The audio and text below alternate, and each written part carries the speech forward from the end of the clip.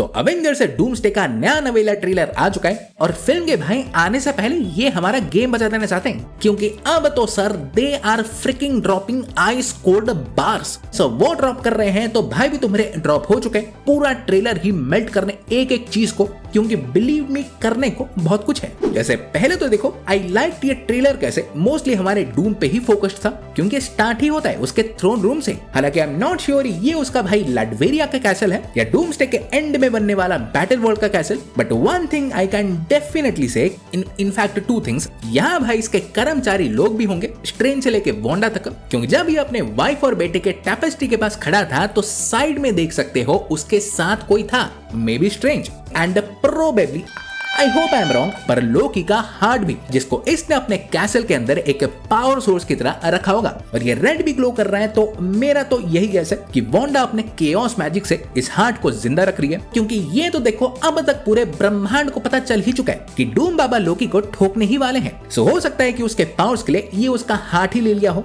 और लोकी के हार्ट के इमेंस पावर के लिए ये फ्लोर भाई ग्रीन एनर्जी से रेडिएट कर रहे हैं। पर मूविंग ऑन, फिर हम 828 यानी फैंटास्टिक फोर का यूनिवर्स चाहते हैं और इस बार बैक्स्टर बिल्डिंग में, जहां सू स्टॉर्म बेसिकली सारे बचे हुए एक्समैन और अवेंजर्स को डूम के बारे में बता रही है। And if you are not getting कि what the hell is happening, ये टुल्ले लोग यहाँ क्या कर रहे हैं और चल क्या रहा है, तो बेसिकली देखो जो लगता है मुझे कि पहला ट्रेलर या टीजर जो भी था वो आई थिंक फिल्म के फर्स्ट हाफ और इनकर्जन पे ज्यादा फोकस था, जिसमें अवेंजर्स टावर में थॉर और फैंटास्टिक फोर आके अवेंजर्स को इनकर्जन के बारे में बताए थे कि कैसे भाई 616, 828 और 10005 तीनों यूनिवर्सेस के बीच एक कोलाइजन होने वाला है और उन्हें भाई एक साथ आके इसे रोकना होगा। पर ये वाला ट्रेलर फिल्म के सेकंड हाफ और डूम पे फोकस्ड है, जब मे बी एक्समैन या 616 का यूनिवर्स इनकर्जन से डिस्ट्रॉय हो चुका है और उस इनकर्जन से जो बच गए हैं वो भाई अब 828 में रीग्रुप होकर फाइनली डूम को रोकने का प्लान बना रहे हैं। और अगर तुम सोच रहे हो कि डूम तो भाई इनके ही साथ था, ये पार्टी बदल कब लिया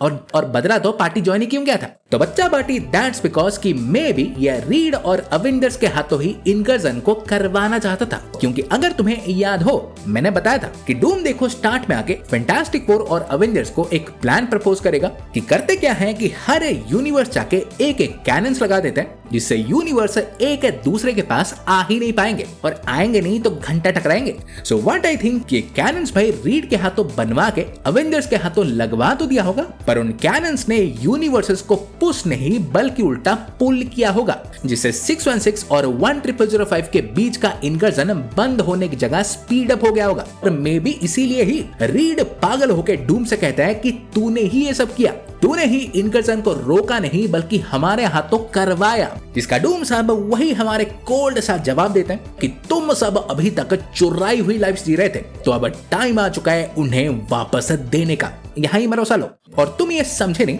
तो डूम बेसिकली इनके पास्ट एक्शंस के बारे में रेफर कर रहे हैं, लाइक ये जो हमारे बात बात पे टाइम ट्रैवल कर रहे थे जिसको जहां से उठा लाते थे, इनका पास्ट को बार बार चेंज करना, प्रेजेंट को अपने हिसाब से अल्टर करना, टाइमलाइंस को बदलते रहना without even thinking one time कि इससे मल्टीवर्स या दूसरे टाइमलाइंस पे क्या डैमेज पड़ेगा। और इसीलिए ही डूम कहता है कि तुम सब के सब स्टोलन लाइफ्स जी रहे थे, बोले तो दूसरों के लाइफ्स के कीमत पर, और अब टाइम आ चुका है उसे वापस देने का। और फिल्म के देखो बीचों बीच में जो ये टर्न आएगा, डूम साहब सारे हीरोज के अगेंस्ट पलट जाएंगे। तो इसीलिए ही बैक्स्टर बिल्डिंग में सू स्टॉर्म बचे हुए सर्वाइवर्स को ये कह रही होती है कि वो हमेशा से सबसे स्मार्टेस्ट तो था ही, वो काइंड भी था, वो दूसरों के लिए केयर भी करता था, और मुझे ये भी बताया कि उसने अपने फैमिली को खोया भी था, पर इसका आइडिया नहीं था कि उस चीज ने इसको इतना तोड़ दिया कि फॉर दैट वो इस हद तक चला जाएगा। और आई थिंक उसी टाइम ही पहली बार बोथ हमें और हीरोज को डूम के ट्रैजिक पास्ट के बारे में पता चलेगा।